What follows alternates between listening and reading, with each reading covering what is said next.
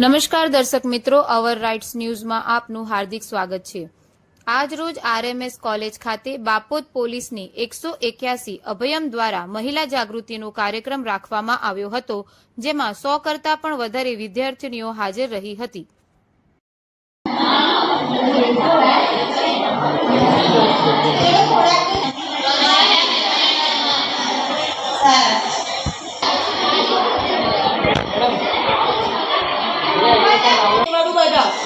બરાબર છે, so which is okay.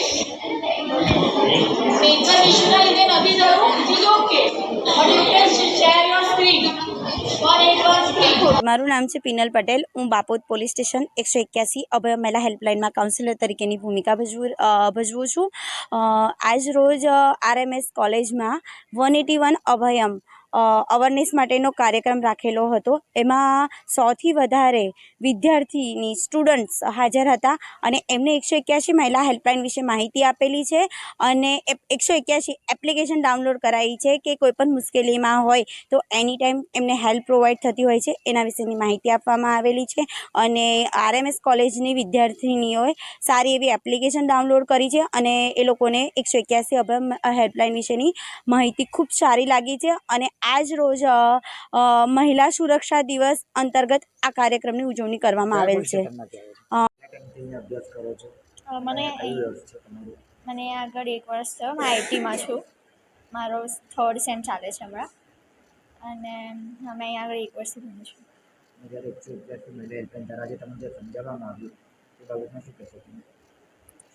બહુ હેલ્પફુલ હતું ઇન્ફોર્મેશન અમારા માટે, બિકોઝ બધા બાકી બધી સિચ્યુએશનથી બધા અવેર છે। આ સિચ્યુએશનના બારામાં કોઈ ખુલીને વાત નહીં કરી શકતું અને બધાને મનમાં કોઈ ના કોઈ એ વસ્તુના રિલેટેડ ડાઉટ હોય જ છે। તો જે આ સેમિનાર ટાઈપ હતું એમાં અમને શીખવા મળ્યું કે અમારા મનમાં જે ડાઉટ હોય અમે પૂછી નહીં શકતા, એના બારામાં અમને ઇન્ફોર્મેશન મળી કે આવું થાય તો મારે આવું કરવું જોઈએ, આવું થાય તો મારે આવું કરવું જોઈએ, કે આવી કોઈ સિચ્યુએશન અગર આવે તો એકલા નથી, આપણે ડરી ના જવું જોઈએ અને ખુલીને વાત કરવી જોઈએ। કારણ કે જે માણસ પર એ થતું હોય એને જ ખબર હોય કે કેવું હોય।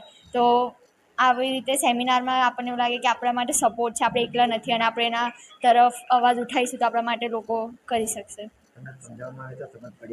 હા, બહુ સારી રીતે સમજાવવામાં આવ્યું, એક્સપ્લેન કરવામાં આવ્યું અમને। એની એપ્લિકેશનમાં અમને લોગિન કરાવવામાં આવ્યું કે અગર તમે કોઈ સિચ્યુએશનમાં એવી રીતે ફસાઈ ગયા તો તમારે શું કરવું જોઈએ, એના બારામાં બી સમજાવવામાં આવ્યું। સ્તુતિ વૈદ્ય। મહિલા સહાયક કેન્દ્રમાંથી જે પણ મહિલાઓ આવી હતી, અમારી કોલેજની વિદ્યાર્થીઓને સમજાવવા માટે એમણે આજે ખૂબ જ સારી માહિતી વિદ્યાર્થીઓને આપી છે કે એમને ફ્યુચરમાં કે અત્યારે પણ એમને જો કોઈ પણ પ્રોબ્લેમ હોય તો એ લોકો એમને કઈ રીતે સહાય કરી શકે। એમણે એપ ડાઉનલોડ કરાવડાવી અને એપમાં એ લોકો કેવી રીતે એનો યુઝ કરી શકે તેની અગત્યની માહિતી એમણે શેર કરી, જેથી વિદ્યાર્થીનીઓને અત્યારે કે ભવિષ્યમાં એનો ઉપયોગ કઈ રીતે કરવો તેની એમણે યોગ્ય માહિતી પૂરી પાડી છે। એ એપ્લિકેશન હમણાં આ જનરેશન માટે ખરેખર બહુ જ જરૂરી છે, બિકોઝ આ જનરેશન એવી છે કે જે જસ્ટ ગ્રો અપ થઈ રહી છે। તો એ લોકો માટે આ એપ્લિકેશન, જ્યાં આપણા છોકરીઓને બહુ સમજ નથી હોતી અને એવા લોકોને જે લવમાં પડી જાય છે કે ભાઈ કોઈ છોકરો હેરાન કરતો હોય, છેડતી કરતો હોય, એની માટે આ એપ્લિકેશન બહુ જ જરૂરી છે। અહીં 181 હેલ્પલાઇનમાંથી એક બેન આવ્યા હતા, એમને અમને ઘણી બધી સારી એવી જાણકારી આપી કે એપ્લિકેશન કેવી રીતે યુઝ કરવાની, તમારું નેટવર્ક ન હોય તો અને તમે ક્યાં બોલી ના શકતા હોય તો તમે જસ્ટ વેવ અપ કરો મોબાઈલ તો પણ તમને તમારા લોકેશનની જાણકારી જે તે વ્યક્તિને તમારા ઇમરજન્સી નંબરમાં લખેલો હશે એ નંબર વ્યક્તિને મળી જશે।